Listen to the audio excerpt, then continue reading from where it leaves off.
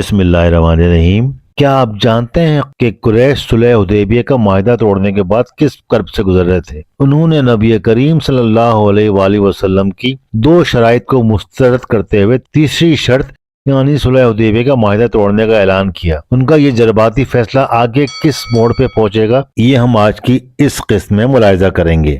بنو خزاع قبیل پر وحشیانہ حملے کی خبر مدینہ پہنچی اور یہ رسول اللہ صلی اللہ علیہ وآلہ وسلم پر ایک بجلی کی طرح گری۔ حدیبیہ کا معاہدہ، وہ مقدس عہد، ٹوٹ چکا تھا۔ یہ صرف ایک قبائلی جھڑپ نہیں تھی، یہ ایک کھلی اور صریح عہد شکنی تھی، ایک ایسی غداری جسے نظر انداز نہیں کیا جا سکتا تھا۔